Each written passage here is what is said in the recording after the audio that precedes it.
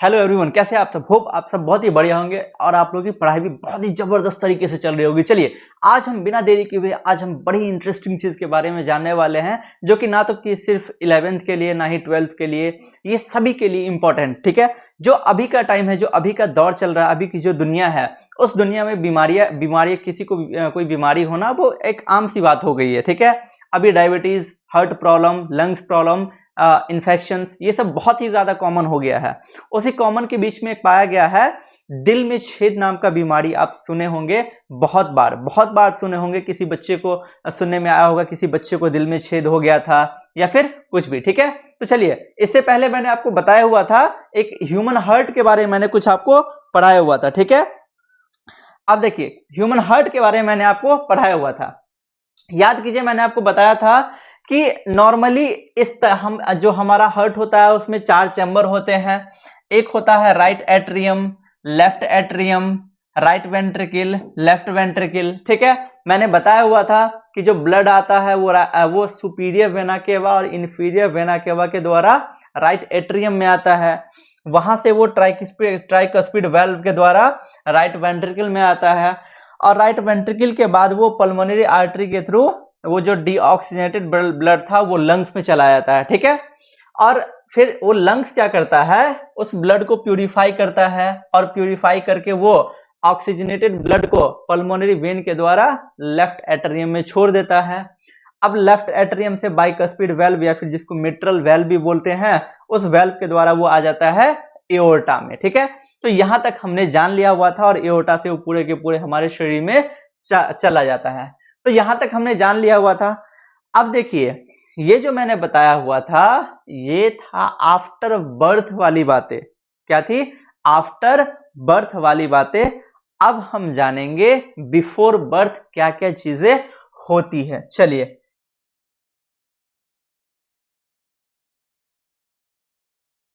हम जानते हैं अब बिफोर बर्थ।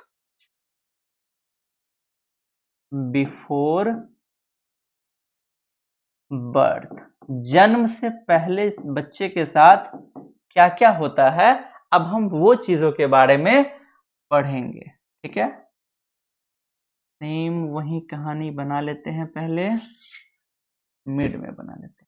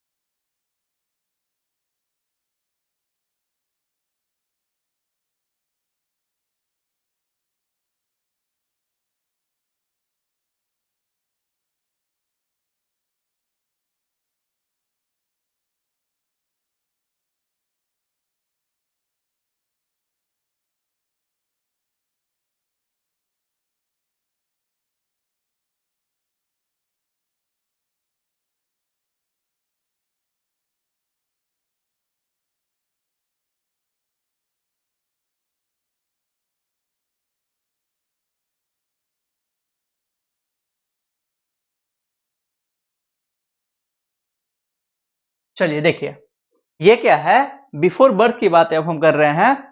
देखिए, नॉर्मली हार्ट मैंने समझाने के लिए इस तरीके से मैं बनाता हूं, आप लोग को भी पता है। ठीक है, ये नॉर्मली हार्ट, ठीक, जिसमें कि राइट एट्रियम है, लेफ्ट एट्रियम है, राइट वेंट्रिकल है और लेफ्ट वेंट्रिकल है। ठीक है, राइट एट्रियम है, लेफ्ट एट्रियम है, राइट वेंट्रिकल है और लेफ्ट वेंट्रिकल है। ये किसका है? जो बच्चा भी पेट में है, बर्थ अभी उसका नहीं हुआ है। ठीक है, तो याद रखिएगा, एक सिंपल सा कंसेप्ट आप लोगों को बता रहा हूं कि जब बच्चा पेट में होता है तो उस टाइम उसका लंग्स काम नहीं कर रहा होता है। क्यों? क्योंकि क्लास 12th में आप पढ़ोगे एक प्लासेंटा नाम का चीज होता है। ठीक है, जो मदर को बच्चे के साथ जोड़ करके रखता है। ठीक है, जैसे मैंने बताया भी हुआ था कि जो मम्मी यदि कुछ अच्छा चीज खाती है तो वही चीज उसके बच्चे को भी लगता है। यदि मम्मी अच्छा चीज नहीं खाती तो सही से बच्चे को भी न्यूट्रिशन नहीं मिल पाता है। तो मम्मी अपने ही लंग से जो ब्लड को साफ करती है, वही साफ खून को वो बच्चे में डालती है, जिससे कि बच्चा भी अपना नॉर्मली सारा काम कर पाता है। ठीक है, तो देखिए बच्चे में भी सेम वही प्रोसेस होता है, उसके पूरे बॉडी से और साथ ही साथ प्लासेंटा से ब्लड। अब बच्चे में क्या होता है, जो मम्मी वाला ही पूरा ब्लड होता है, तो उसमें भी सेम वही कहानी होती है कि वो जो ब्लड है वो आया राइट एट्रियम में। ठीक है, अब राइट एट्रियम के बाद वो कहां पे आया, ट्राइकस्पिड वाल्व के थ्रू आया राइट वेंट्रिकल में। ठीक है, अब देखिए राइट वेंट्रिकल के बाद जो मैंने यहां पे बनाया हुआ था पल्मोनरी आर्टरी। ठीक है, पल्मोनरी आर्टरी।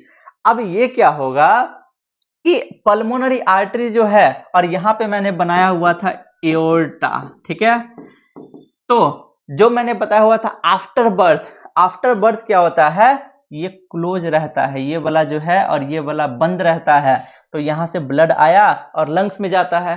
लेकिन हम यहाँ पे बात किसकी कर रहे हैं, बिफोर बर्थ की हम यहाँ पे बात कर रहे हैं। तो बिफोर बर्थ क्या होता है, ये वाला जो है खुला हुआ रहता है। ठीक है, इसका नाम है डक्टस आर्टेरियोसस, डक्टस आर्टेरियोसस। ठीक, अब देखिए होता क्या है, ये जो डक्टस आर्टेरियोसस है, बच्चे में खून यहाँ पे आया, फिर यहाँ पे आया, यहाँ से डायरेक्ट यहाँ पे एओर्टा में आ जाता है और पूरे शरीर में चला जाता है, इधर आने की कोई जरूरत ही नहीं पड़ती है। ठीक है, और जैसे ही बच्चे का जन्म हो जाता है, ये वाला जो नली है, ये वाला यहाँ से बंद हो जाता है, और आफ्टर बर्थ बंद होने के बाद इसी का नाम हो लिगामेंटम आर्टेरियोसस, लिगामेंटम आर्टेरियोसस। ठीक है, अब देखिए जो राइट एट्रियम है और लेफ्ट एट्रियम है, उसके बीच में एक होल होता है जिसका नाम है फोरामेन ओवेल, फोरामेन ओवेल। ठीक है, अब देखिए इसमें भी सेम वही कहानी होता है। देखिए बच्चे का जो ब्लड आता है, एक तो यहां से यहां पे आया, ठीक है, दूसरा भी रास्ता होता है यहां से यहां आने का। ठीक है, यहां से यहां आने का, तो यहां पे भी जब वो बच्चा पेट में होता है तो ये खुला हुआ होता है जिसका नाम है फोरामेन ओवेल। ठीक है, जब बच्चे का जन्म हो जाता है तो इसी का नाम हो जाता है फोसा ओवेलिस, फोसा ओवेलिस। ठीक है, अब देखिए if it is fails to close, यदि वो बंद होने में फेल हो जाता है, यदि वो वाला जो छेद है यदि वो बंद नहीं हो पाता है, तब इसी का तब उसको क्या बोलते हैं, पेटेंट फोरामेन ओवेल। ठीक है, तब उस बीमारी को बोलते हैं पेटेंट फोरामेन ओवेल, जिसको हिंदी में नॉर्मल लैंग्वेज में बोलते हैं दिल में छेद। ठीक है, फिर से समझिए इसको, ये नॉर्मली हर्ट है बच्चे का जो भी पेट में है, यहां से ब्लड आया राइट एट्रियम में, ट्राइकस्पिड वाल्व के थ्रू आया राइट वेंट्रिकल में, वहां से एक रास्ता तो ये होगा आने का कि यहां से पल्मोनरी आर्टरी से सीधा एओर्टा में आएगा, एओर्टा से पूरे बॉडी में। ठीक है, जिसका नाम है डक्टस आर्टेरियोसस, जिसको जन्म के बाद बोलते हैं लिगामेंटम आर्टेरियोसस। ठीक है, अब कभी कभार क्या होता, अब दूसरा रास्ता एक ये भी है। ठीक है, या तो इधर से भी आ जाएगा या इधर से भी, दोनों ओपन है। ठीक है, तो कुछ ब्लड क्या होगा इधर से भी आता रहेगा, तो राइट एट्रियम से कहां पे आ जाएगा, वो सीधा लेफ्ट एट्रियम में। वहां से देखिए एक रास्ता ये हो गया, एक रास्ता ये हो गया। ठीक है, उसके बाद मैं दूसरा रास्ता भी बता देता हूं, एक रास्ता ये भी हो गया।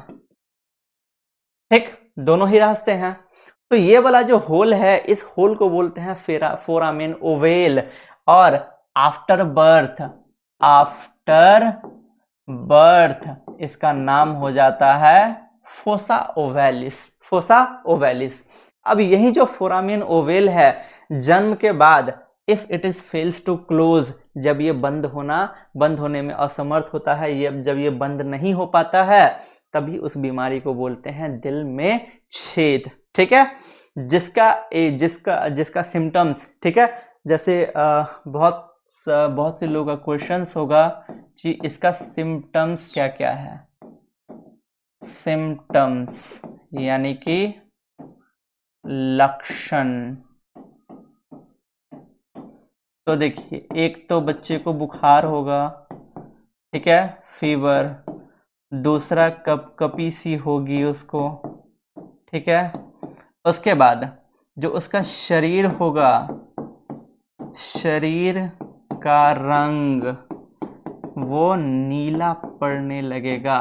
ठीक है, क्योंकि इसके शरीर का रंग नीला पड़ने लगता है, इसीलिए इस बच्चे को नाम दिया जाता है ब्लू बेबी।